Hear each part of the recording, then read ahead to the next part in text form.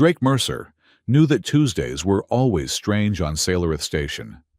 It was the designated inspection day for new biological specimens, when the various species representatives would gather in the central laboratory to examine, catalog, and debate the potential hazards of each new organism. As a human bioengineering specialist, Drake's job was simple: analyze genetic modifications and determine compatibility with station ecosystems. But this Tuesday was different.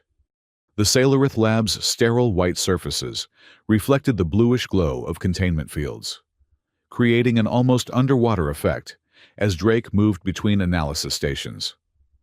The central chamber buzzed with diplomatic chatter, clicking mandibles of the insectoid vexer, the deep rumbling tones of the stone-skinned goth, and the musical warbles of a half-dozen other species Drake still couldn't identify by sound alone.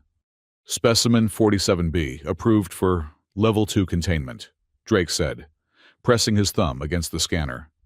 Minor genetic modifications within acceptable parameters. Parameter acceptance is subjective, human.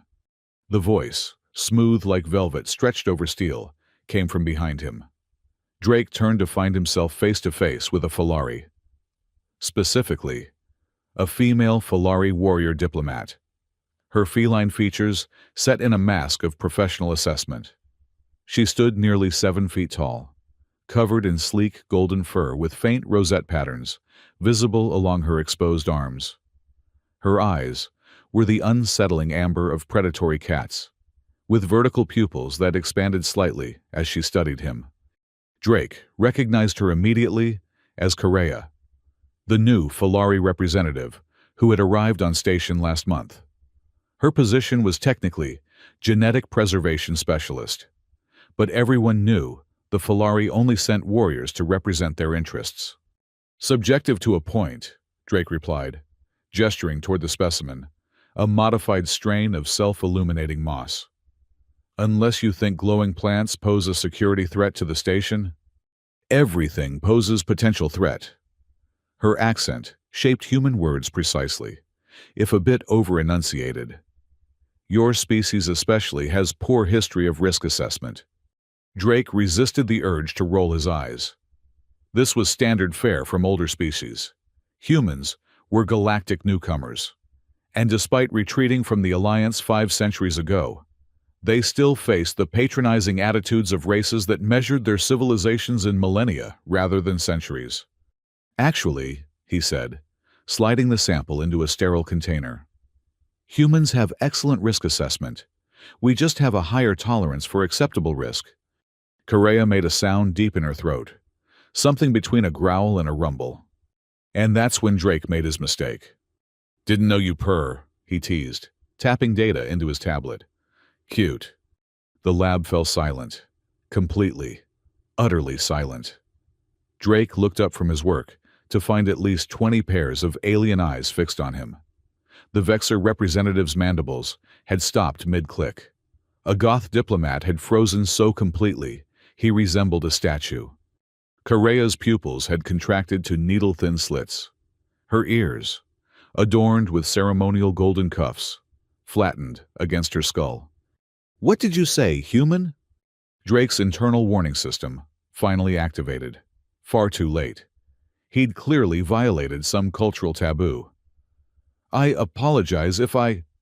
You recognize the sound? She interrupted, stepping closer. Something was happening. Drake wasn't an expert in Falari physiology, but he could swear her scent had changed, becoming sharper, more intense. The fur around her neck was slightly raised. It sounded like purring. Earth cats make a similar sound when they're content. Correa's eyes never left his. Content. Yes. She stepped even closer, forcing Drake to tilt his head back to maintain eye contact. Or when in presence of suitable genetic match. Drake swallowed. I think there's been a misunderstanding. No misunderstanding. Her voice dropped an octave. You heard resonant sound. You identified correctly. You responded with acknowledgement. Ambassador Therix, the ex-Teal representative, moved forward.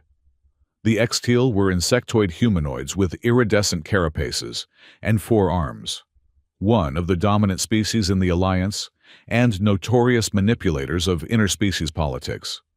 "Surely," Theric said, his voice a clicking hiss. "The human doesn't understand the significance." "Understanding not required," Correa replied, still staring at Drake. "Recognition sufficient."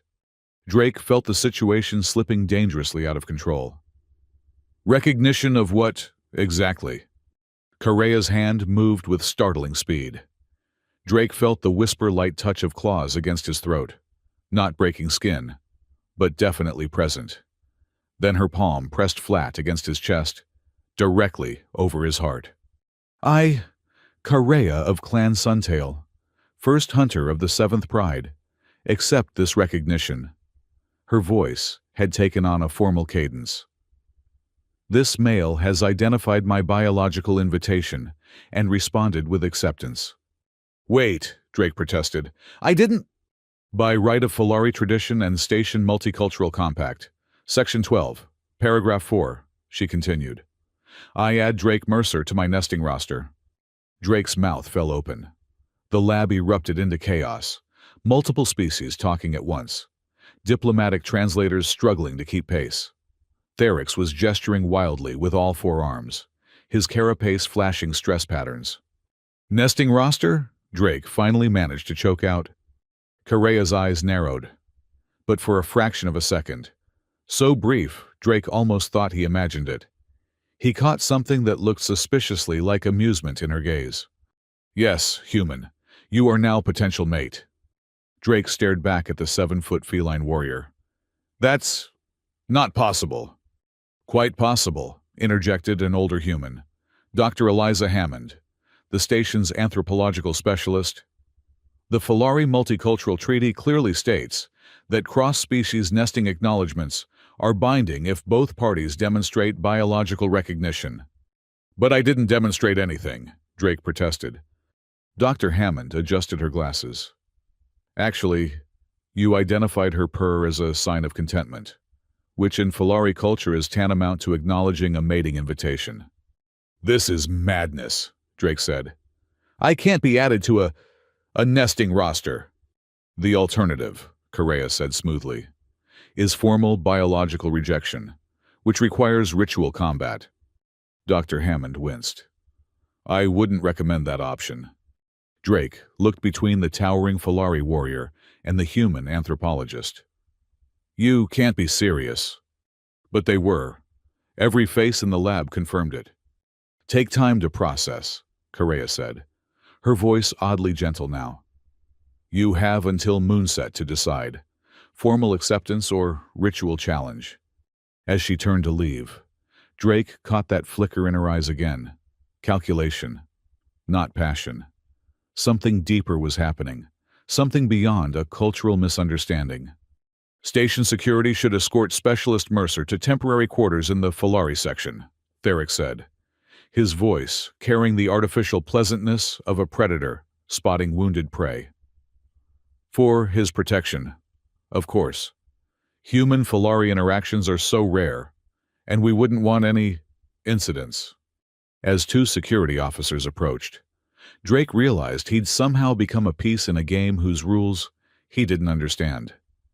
Something in Correa's demeanor suggested she hadn't simply been offended by his comment. She'd been waiting for an opportunity. But why target him specifically? What possible value could a human bioengineering specialist have in whatever political game she was playing? As he was escorted from the lab, Drake caught sight of Theric and Correa exchanging a look that contained volumes of unspoken meaning. They were enemies. That much was clear. But Drake had the distinct feeling he'd just been sacrificed in their chess match. And night was falling. By moonset, he would have to choose. Accept his place in Correa's nesting roster, whatever that actually entailed, or face ritual combat against a creature evolved to hunt and kill. Some Tuesday, this was turning out to be. Chapter 2. Humans don't play by the rules. The Falari residential sector was nothing like Drake had imagined. Instead of the Spartan military quarters he'd expected, he found himself in a sprawling complex of interconnected spaces designed to mimic natural environments. Living plants grew along walls and ceilings. Water features created ambient sounds, and the lighting shifted subtly to simulate the progression of a day on the Falari homeworld. His temporary quarters were surprisingly comfortable. A curved space with cushioned surfaces at various heights and a stunning viewport that faced the gas giant Sailorith station orbited. The planet's rings reflected distant sunlight, casting prismatic patterns across the floor. "This is captivity," Drake muttered to himself, running a hand along a living wall where bioluminescent vines created patterns that responded to his touch. "It is not captivity," came Correa's voice from the doorway. "It is protection." Drake turned to find her filling the doorframe, her powerful silhouette backlit by corridor lights.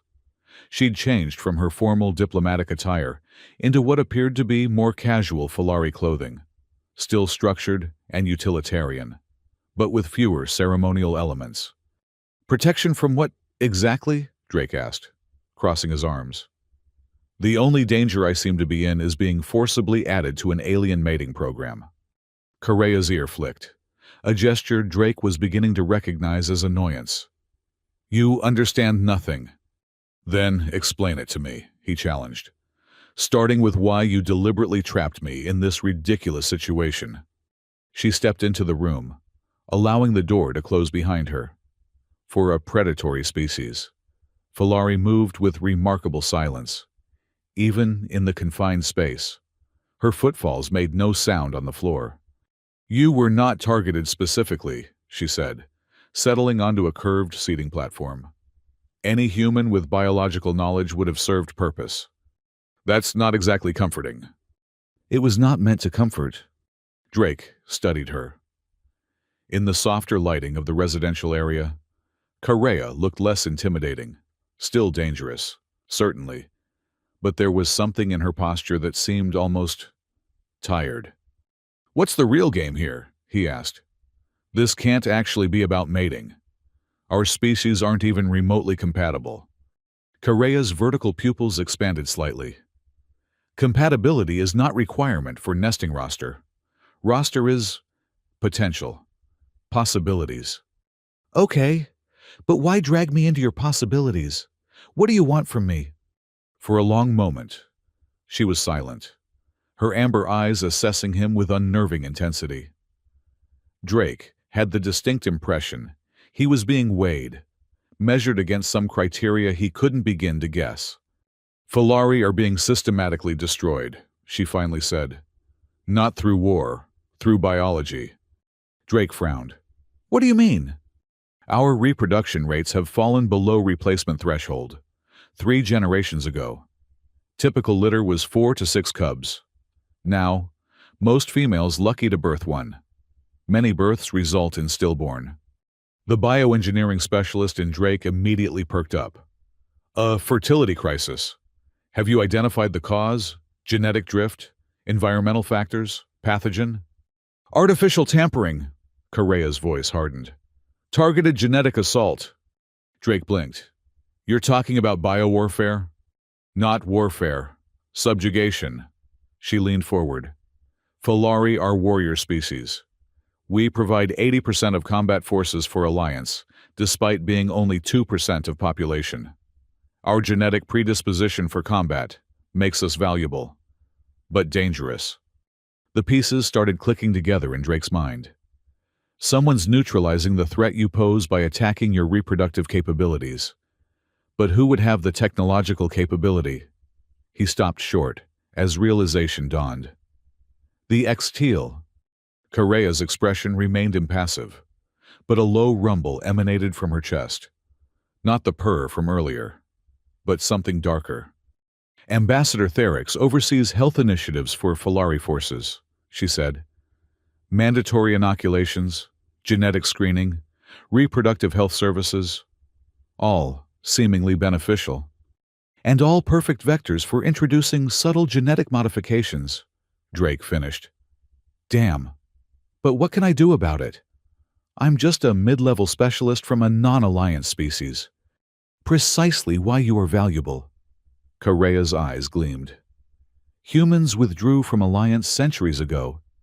You have no political allegiance to Zatil, and you specialize in genetic engineering. Drake paced the room, processing this information. Let me get this straight. You've essentially kidnapped me through cultural coercion to... what? Examine Falari genetics and prove the X-Teal are committing biological genocide? Yes. Her bluntness caught him off guard. And if I refuse? Then you choose ritual combat, which you will lose, and another human will be found. Her tone was matter-of-fact. But many will die before his Teal plot is exposed. Drake ran a hand through his hair in frustration. You could have just asked for help, you know, instead of this elaborate nesting roster scheme. Asked human government official for help investigating alliance species? Correa made a sound that might have been a laugh. How quickly Steele would learn of request. How quickly evidence would disappear. How quickly I would have unfortunate accident. She had a point. Human diplomats were notoriously loose-lipped, especially when information could be leveraged for better trade agreements. Earth's isolationist policies made them neutral, but unreliable allies. So this nesting roster business gives you, what, legal protection to keep me here? Correa nodded. Ancient laws supersede modern treaties. Mating rights especially sacred in multicultural compact. Even Zatil cannot interfere with nesting roster without violating foundation of alliance. Drake sat down heavily on a cushioned platform opposite her. And what exactly does being on this roster entail? What am I agreeing to if I accept? For now, you live in Falari Quarter. You gain access to our genetic archives. You help investigate. Nothing more required. Something in her tone made Drake suspect there was more to it than that. And if I find evidence of Steele tampering, what then? Correa's expression shifted subtly, a predator glimpsing prey. Then we activate second phase of roster, which is formal nesting bond. Her eyes held his. Public ceremony, observed by all species representatives. Drake stared at her. You're talking about some kind of marriage. More sacred than human marriage. Nesting bond is biological, not merely social. It would give you diplomatic status, equal to mine. She paused. And allow you to present evidence against X-Teal with full protection of Falari clan law. The magnitude of what she was proposing slowly sank in. She wasn't just asking for his scientific expertise. She was offering him a position of significant political power within the complex web of alliance politics, all through an ancient loophole of interspecies mating rights. This is crazy, Drake said softly. You're asking me to become the mate of a species I barely understand, to expose a conspiracy by one of the most powerful races in the galaxy. Correa's gaze never wavered. Yes. Why should I risk my life for your species' problems? Humans have stayed out of alliance politics for centuries for good reason. Because X-Teal will not stop with Falari. Her voice lowered. We are test case. Perfect subjects, isolated, biologically distinct, dependent on alliance for resources. If method works on us, Earth could be next, Drake finished. The thought sent a chill through him. Humanity had withdrawn from galactic politics, but that didn't make them immune to its consequences. If the X-Teal perfected genetic warfare on the Falari, what would stop them from eventually targeting humans? The door chimed, interrupting their conversation.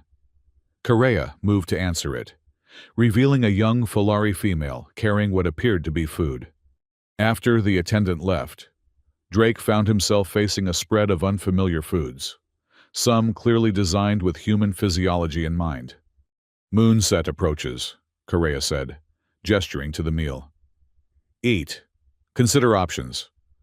I return in 1 hour for your decision. As she turned to leave, Drake called after her. What happens if we succeed? If we expose the X-Teal plot? Correa paused in the doorway, her profile sharp against the corridor light. Then Falari survive. Genocide prevented. Alliance politics. Complicated.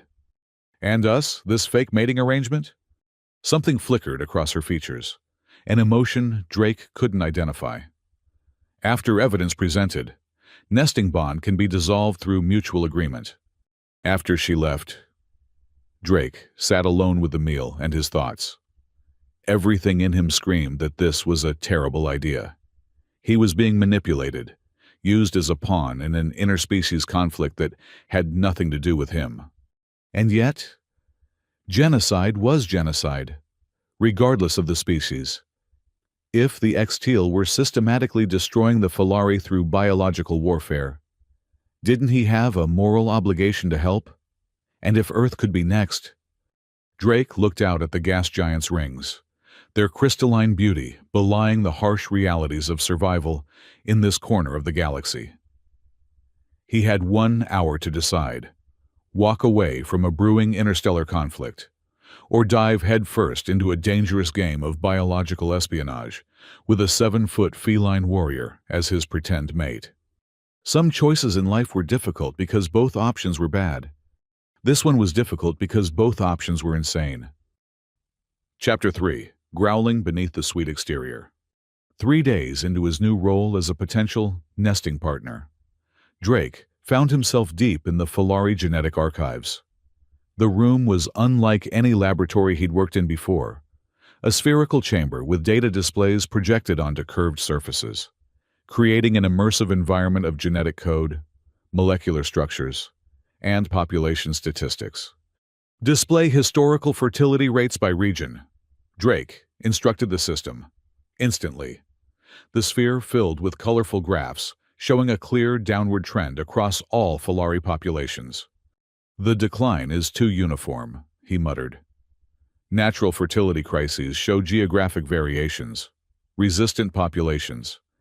He gestured at another display. "Show me genetic markers for reproductive hormone regulation." As the data materialized around him, Drake became aware of Correa, watching from the entrance. Over the past days, he'd become more attuned to her presence, the subtle shifts in her scent, the nearly imperceptible sound of her breathing. It was disconcerting how quickly his senses had adapted to her. "You found something," she said. It wasn't a question.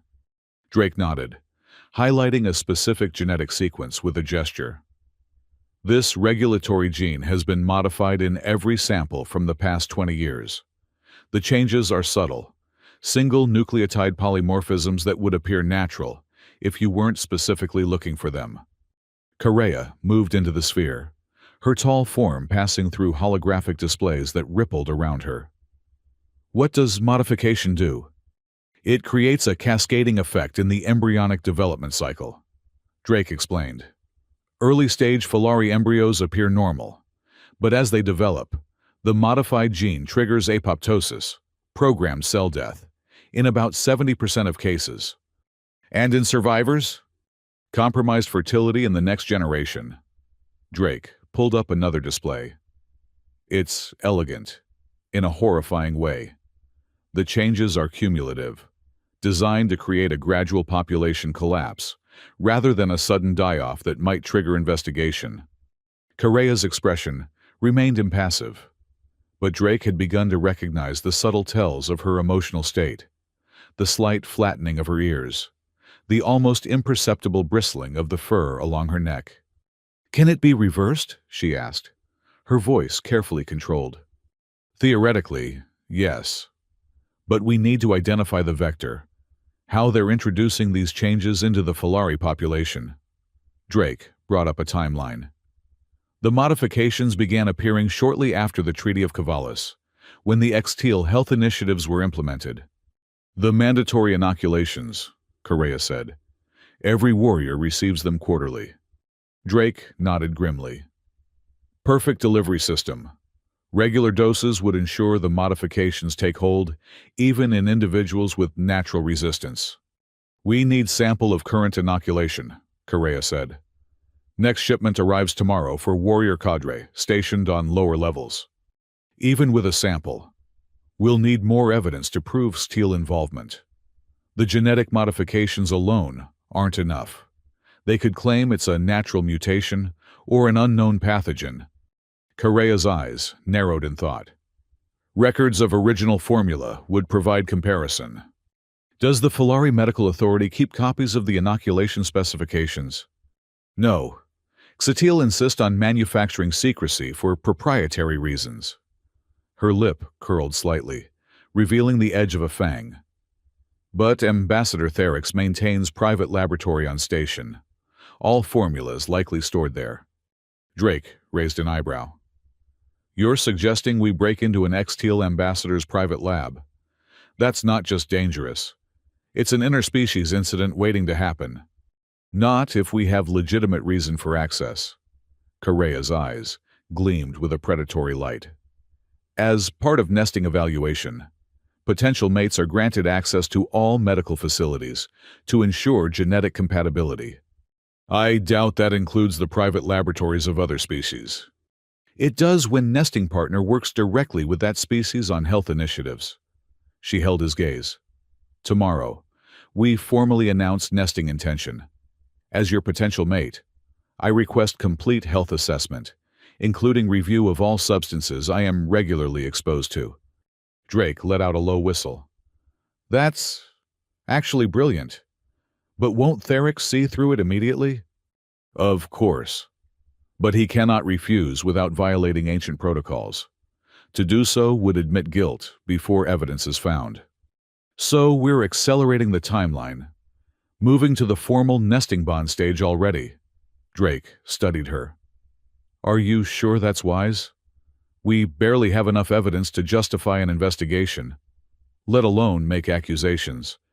Correa moved closer, her tall form casting a shadow over him. In the holographic light, her amber eyes seemed to glow. Xatil grows suspicious. 3 security sweeps of Filari Quarter since your arrival.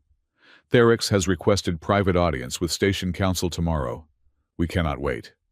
Drake ran a hand through his hair, a gesture Correa had come to recognize as his response to stress.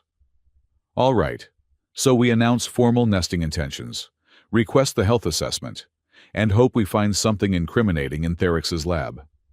Then what? Then we activate final stage, full nesting ceremony. Drake's eyes widened. That seems premature. If we find evidence, can't we just present it to the council? Correa made a dismissive sound. Council is political body. Many members indebted to Xatil. Evidence would be reviewed for months, eventually discredited. So what does the ceremony give us that we don't already have? Broadcast rights. Her expression turned fierce. Nesting ceremonies are sacred, transmitted live to all Filari worlds and Alliance representatives. Ancient law prevents interruption or censorship of transmission.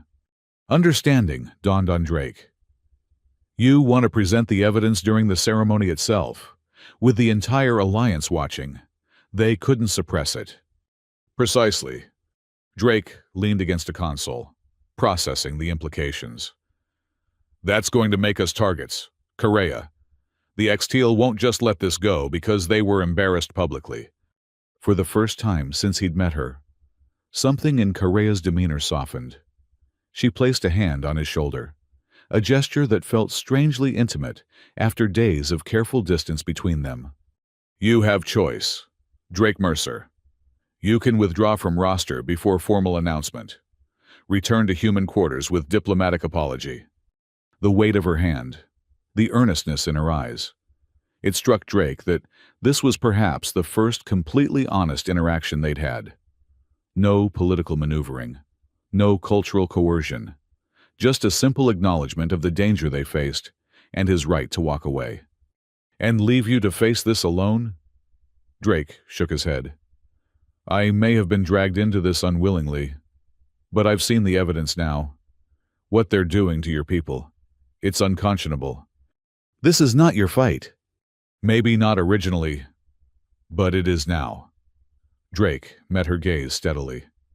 Besides, if the X-Teal are willing to do this to the Filari, what's to stop them from targeting humans next?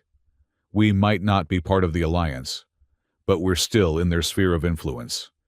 Correa studied him, with an intensity that made Drake acutely aware of their physical differences. Her height, her strength, the predatory sharpness in her eyes. Yet, for all those differences, he recognized the weight of responsibility she carried, the desperate fight to save her people. "Why?" she asked softly. "Why risk yourself for species not your own?" It was a fair question, one Drake had been asking himself repeatedly over the past days.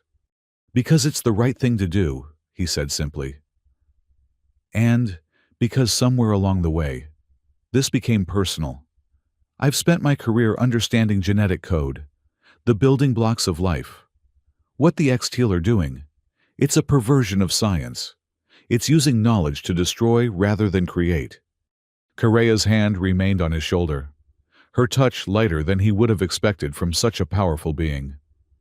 "Humans are strange creatures, so fragile physically, yet you carry such conviction."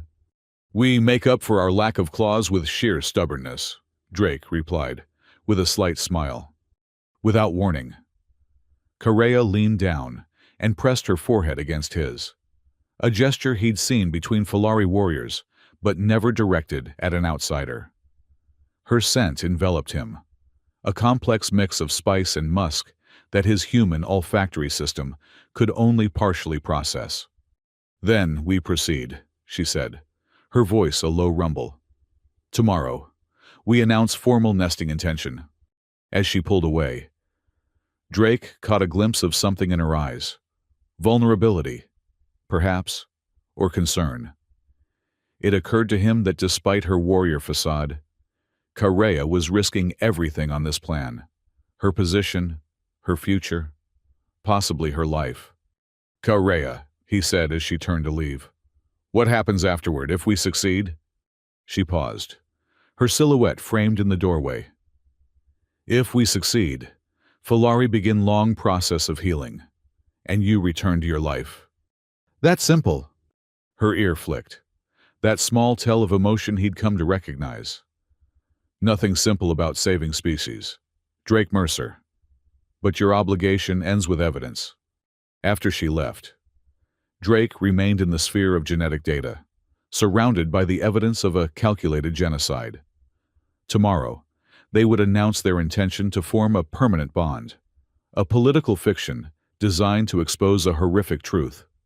Yet, as he studied the modified gene sequences floating around him, Drake couldn't help but wonder if there was something more developing between them, something neither human nor Falari biology had programmed, something that couldn't be mapped in genetic code or predicted by evolutionary patterns, something dangerous in its own right. Chapter 4. Humans need only a second to reverse the organization. The Grand Assembly Hall of Sailorith Station hummed with anticipation. Representatives from 24 species filled the tiered seating, their varied physiologies creating a living tapestry of galactic diversity. At the center of the hall, a circular platform stood bathed in light, the traditional space for announcements of interspecies significance.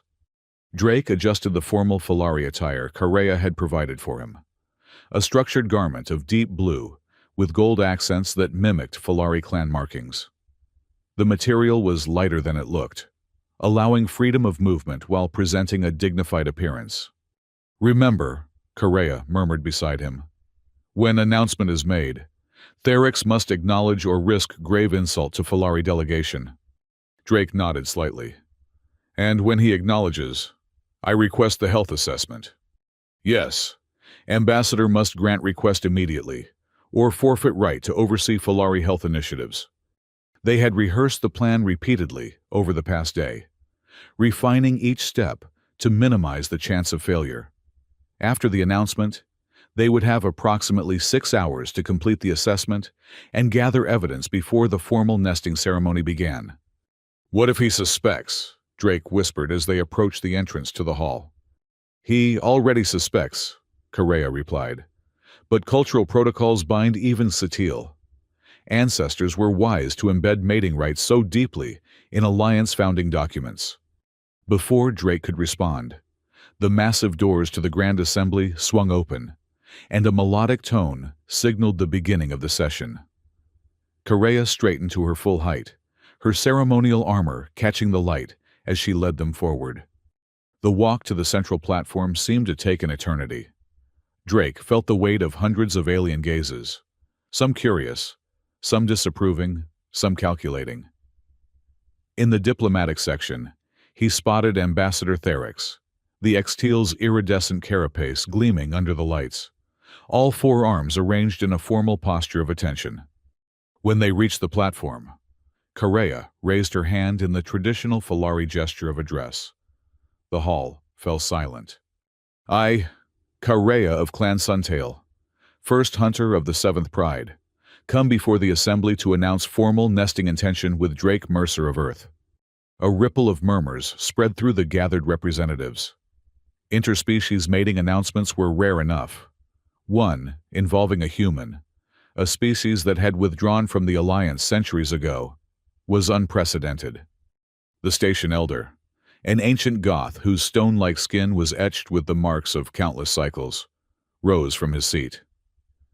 The assembly acknowledges this declaration. Are there any who would speak to this intention? Drake held his breath. This was the critical moment. If Therix refused to engage, their plan would falter before it began. The X-Teal ambassador rose gracefully, his four arms extending in the formal gesture of recognition. The X-Teal delegation acknowledges this unusual pairing, Therix said, his voice carrying the distinctive clicking undertone of his species. As overseer of Falari Health Initiatives, I extend congratulations and offer full medical resources to ensure compatibility. Perfect. He'd taken the bait. Drake stepped forward, his voice steady despite the thundering of his heart. The human delegation gratefully accepts this offer. As is customary in human mating traditions, I request a complete health assessment of my potential mate, including all substances she regularly encounters that might affect our future offspring. A subtle shift rippled through Therix's posture, so slight most would miss it. But Drake had been studying X-Teal body language intensively. The ambassador was surprised. Of course, Therix replied smoothly. Though I must note that human Falari reproduction is biologically impossible without significant intervention. Nonetheless, Drake pressed. Human tradition is quite specific. All medications, inoculations, and treatments must be thoroughly examined by the prospective mate's medical representative, which, in this case, is myself. Therix's secondary arms twitched slightly, a sign of agitation. The X-Teal health formulas are proprietary, but I'm certain we can arrange— Ambassador, the station elder interrupted. The human's request falls within the parameters of Section 7 of the Multicultural Compact. As you are aware, mating rights supersede proprietary claims. Trapped. Drake could almost see the calculations running behind Therix's compound eyes. To refuse now would not only violate sacred protocols, but also raise immediate suspicions about what the X-Teal might be hiding. Of course, Therix finally said, my laboratory is at your disposal. Shall we proceed directly after this session? Correa inclined her head in formal acceptance. The Falari delegation is honored by your cooperation. As they completed the ceremonial exchange, Drake caught Therix making a subtle gesture to an aide. Whatever happened next, the X-Teal would be preparing countermeasures. The session concluded with the traditional announcement of the formal nesting ceremony, scheduled for that evening. As the representatives filed out of the hall, Drake and Correa found themselves momentarily alone on the platform. He's warned his staff, Drake murmured. They'll be sanitizing the lab as we speak. Correa's ear flicked in acknowledgement. Expected, but complete removal of evidence impossible in limited time. X-Teal are thorough, but even they cannot eliminate all traces of genetic material. Let's hope you're right. Drake glanced toward the diplomatic exit where Therix had departed. Because we only get one shot at this. Therix's laboratory was a marvel of steel efficiency, pristine surfaces gleaming under blue-white light, automated systems humming quietly as they processed data and samples. The ambassador himself led the tour, his multiple arms gesturing to various equipment with practiced smoothness. As you can see, Therix explained, all Filari health treatments are developed under the strictest protocols. Each formula is tested extensively before implementation.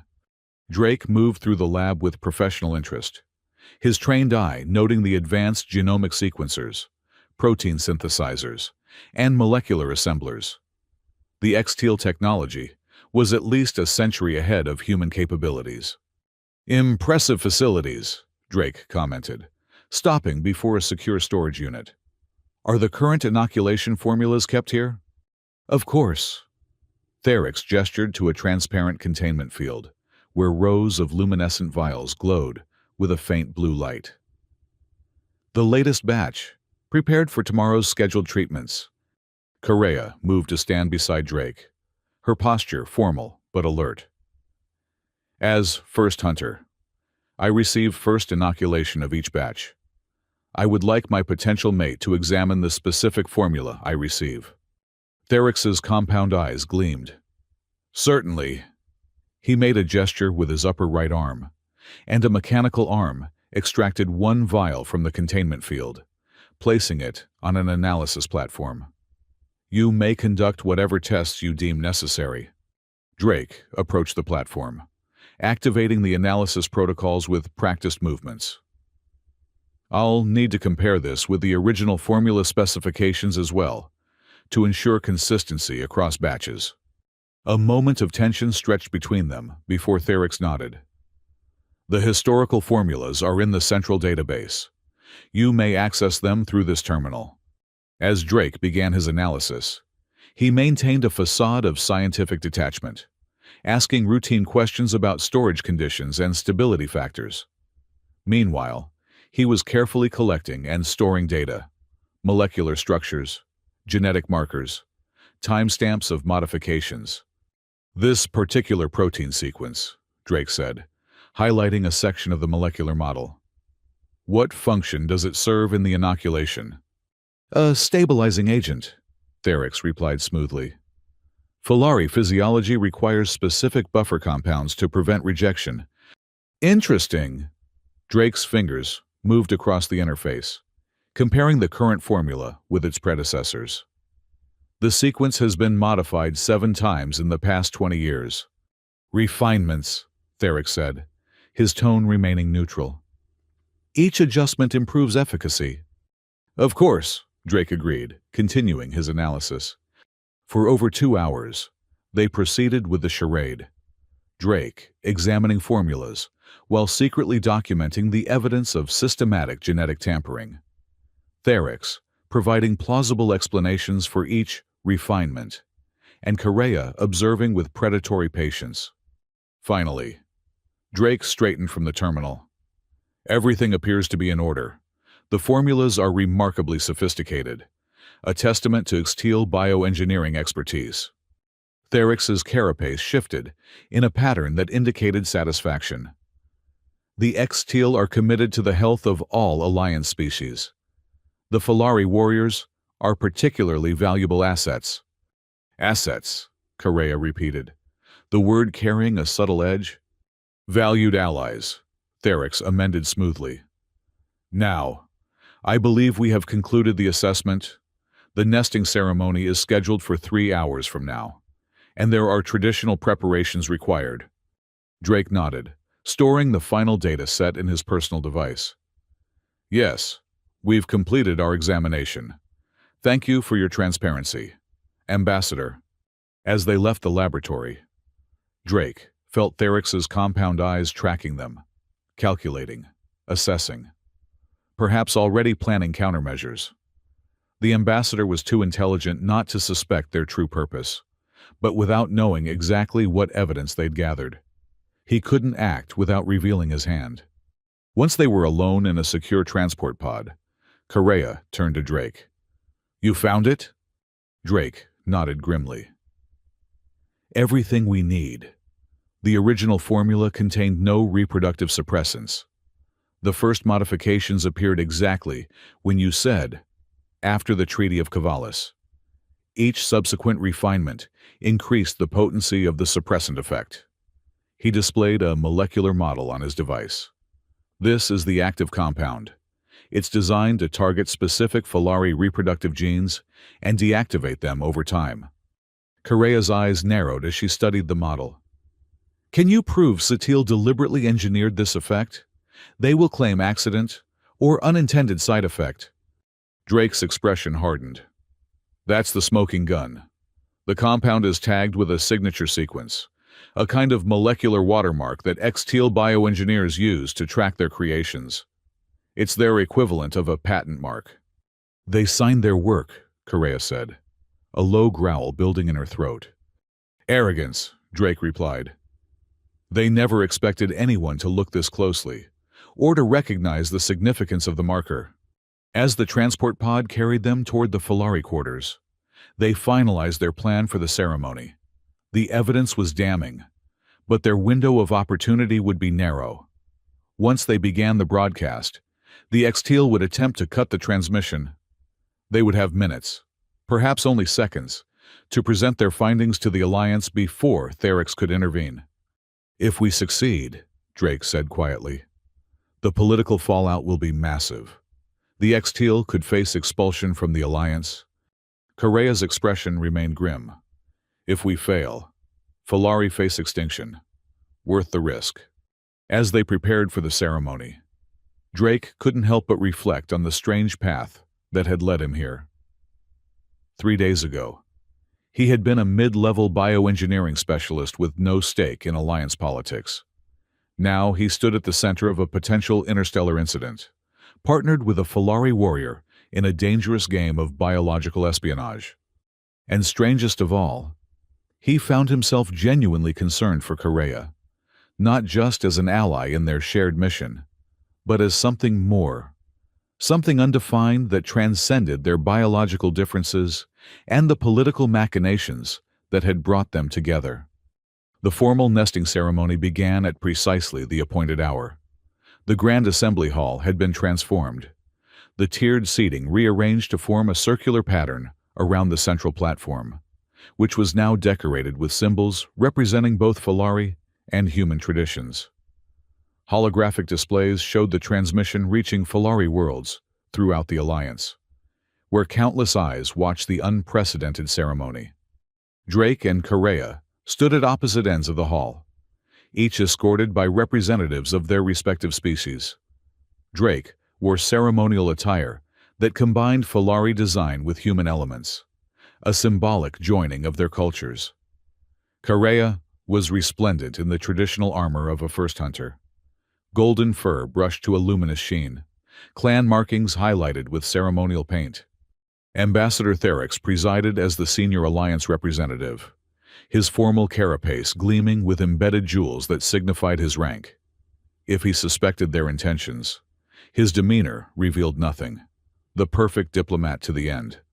"We gather," Therix began, his voice carrying through the hall and across the transmission, "to witness the formal nesting bond between Correa of Clan Suntail and Drake Mercer of Earth.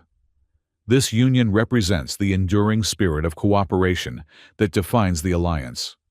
The irony of these words from the architect of the Filari genocide was not lost on Drake as he began the ceremonial walk toward the center platform. Each step brought them closer to the moment of truth and to potential disaster if their plan failed.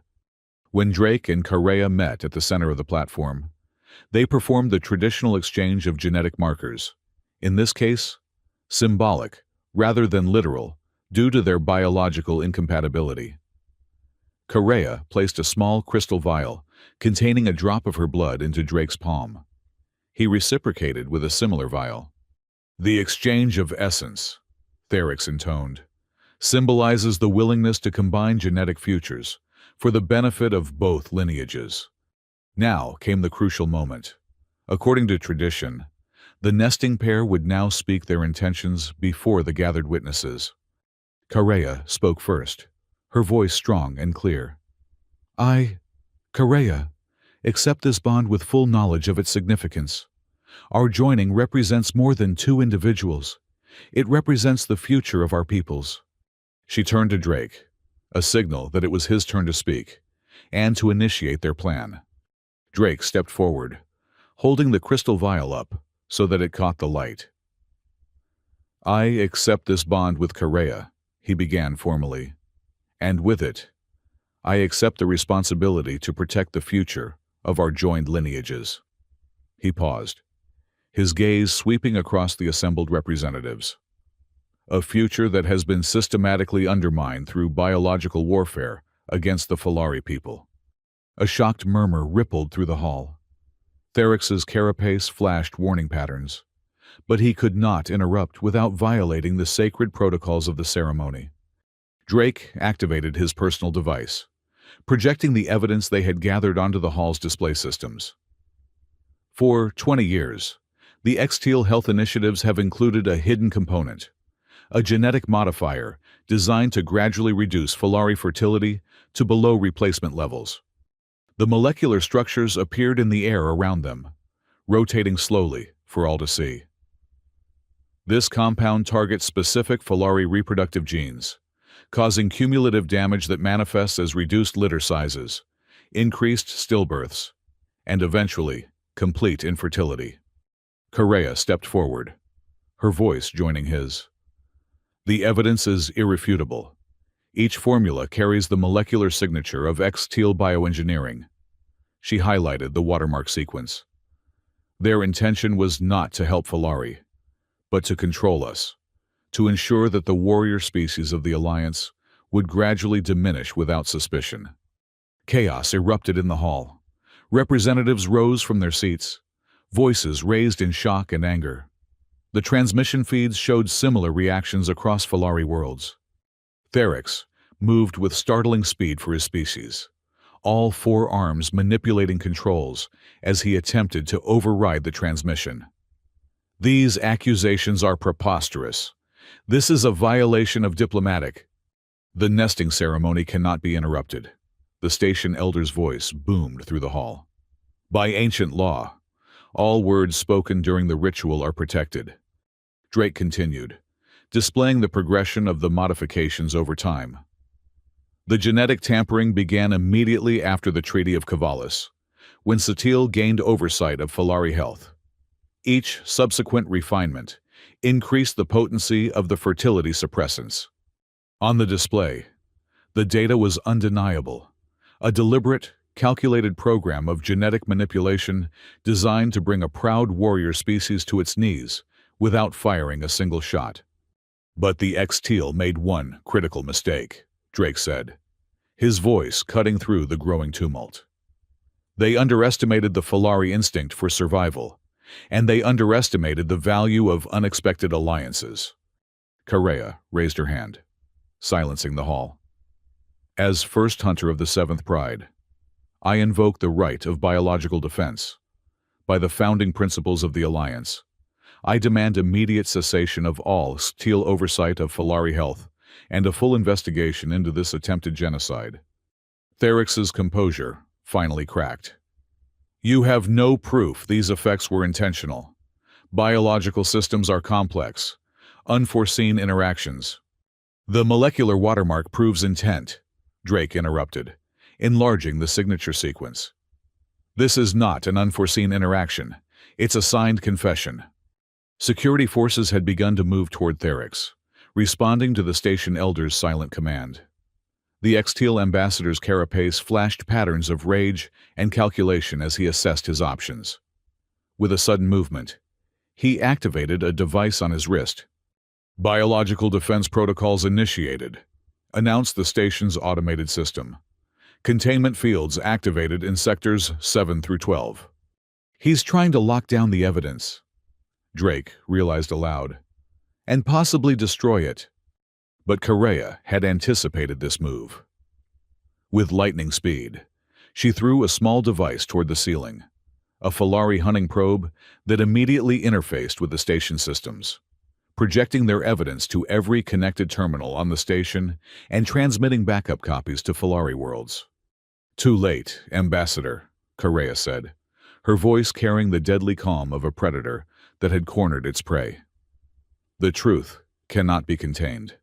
As security forces surrounded Therix, the X-Teal ambassador fixed his compound eyes on Drake and Correa. "You understand nothing of galactic stability," he hissed. "The Falari unchecked would eventually challenge X-Teal dominance. We chose the most humane solution, gradual reduction rather than outright war." "Genocide is never humane," Drake replied, "no matter how slowly implemented." The station elder approached the platform, his ancient stone-like features set in an expression of grave determination. "Ambassador Therix, you are hereby relieved of diplomatic status pending investigation of these charges. The Assembly will convene an emergency session to address these findings." As Therix was escorted from the hall, the elder turned to Drake and Correa. "The ceremony remains incomplete. In light of these extraordinary circumstances, do you wish to proceed with the nesting bond?" Drake and Correa exchanged a glance. Their plan had succeeded beyond their expectations. The evidence was irrefutable, the X-Teal plot exposed. The political alliance they had formed had served its purpose.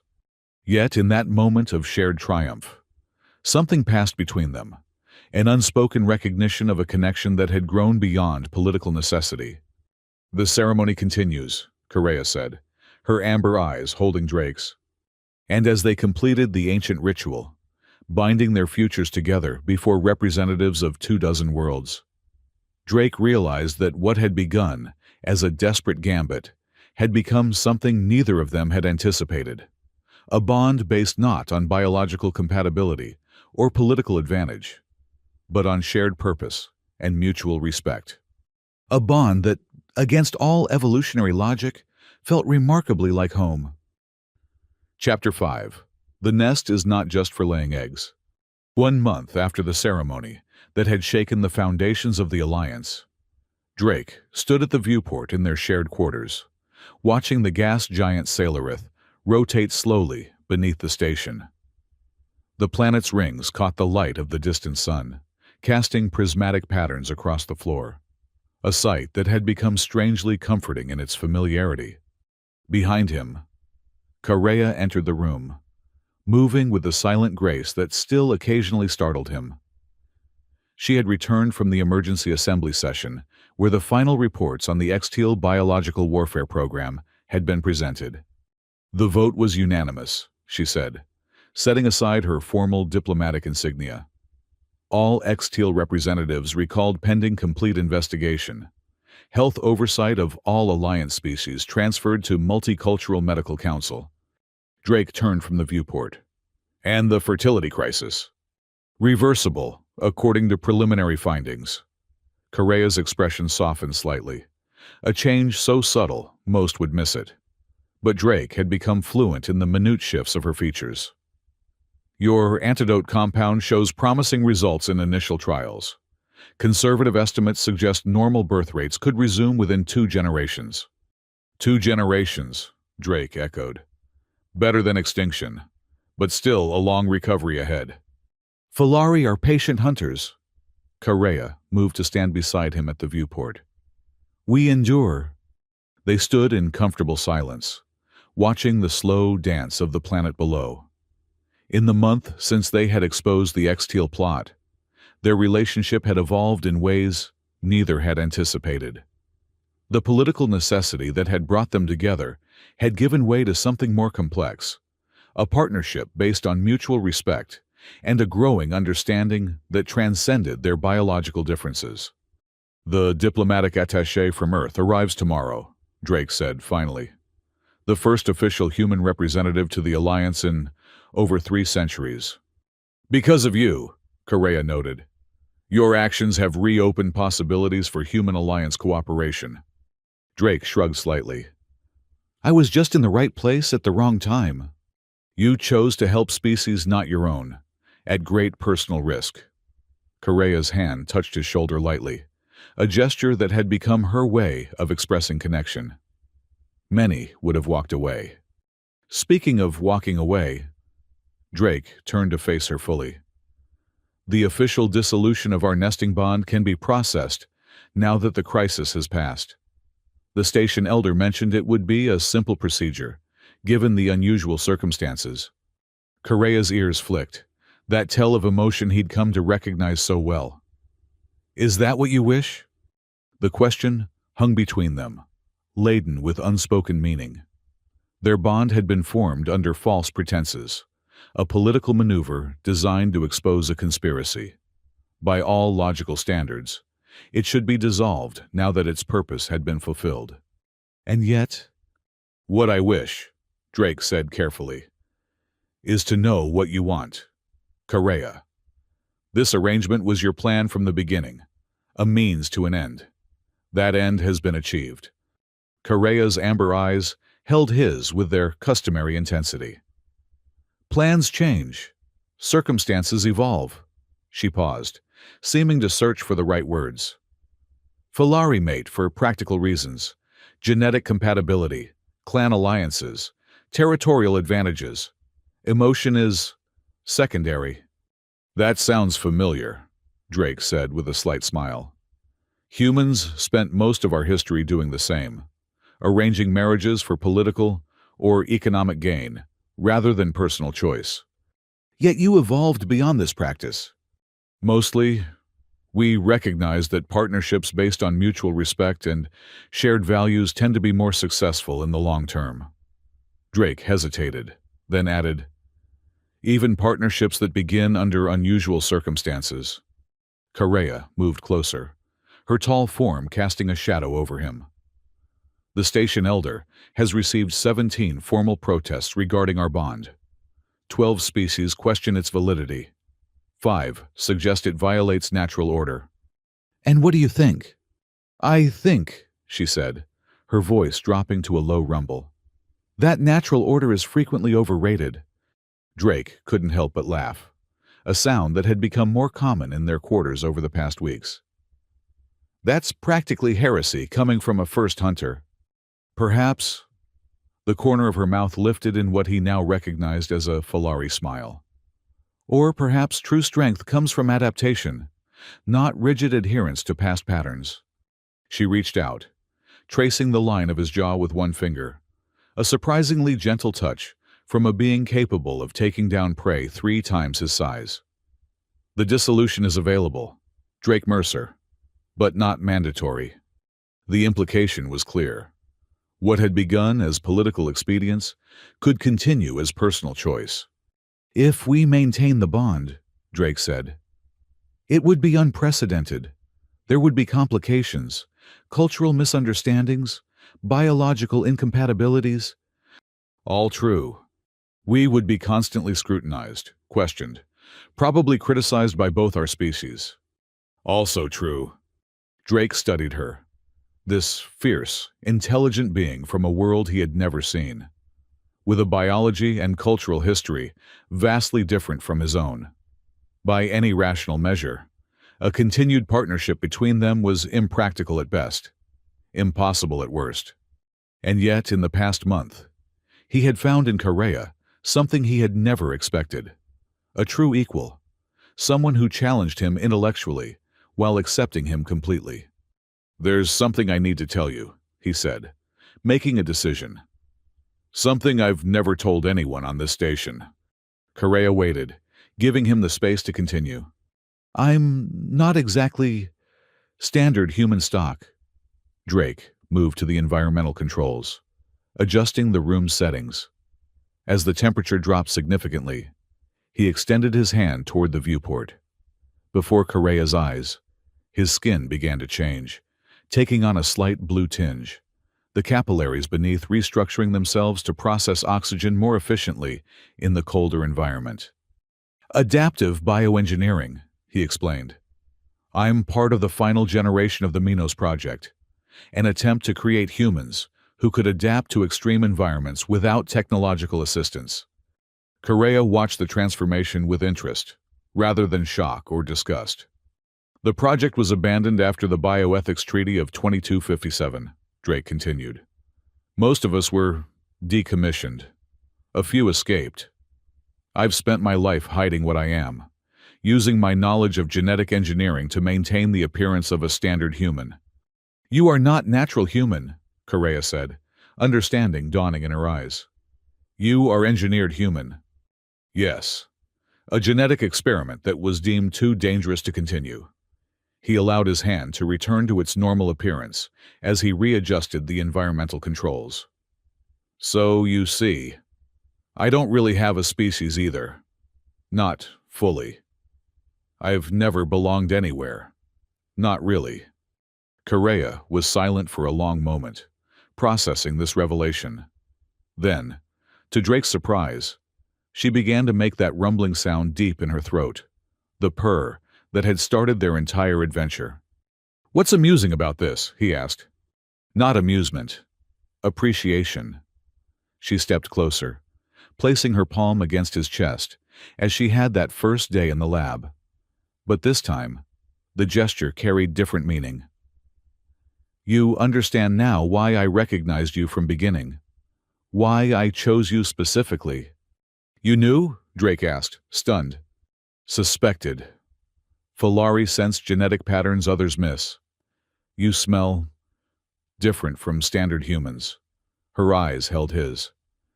You are last of your kind. I fight to prevent my kind from same fate. We are more similar than different. Drake Mercer. The realization struck him with unexpected force. While their biological differences were vast, they shared something more fundamental. The experience of facing extinction, of fighting for a future that others would deny them. So, he said, finding his voice again, if we were to maintain this bond, what would it look like? Practically speaking, it would look like what we choose, Correa replied simply. No biological imperative to follow, no cultural template to satisfy. Her expression grew serious. Freedom is a rare gift in structured universe. Perhaps we use it to create something new. Drake considered her words. A partnership of choice, rather than obligation or expectation. A bond defined by their own terms, rather than ancient traditions or biological necessities.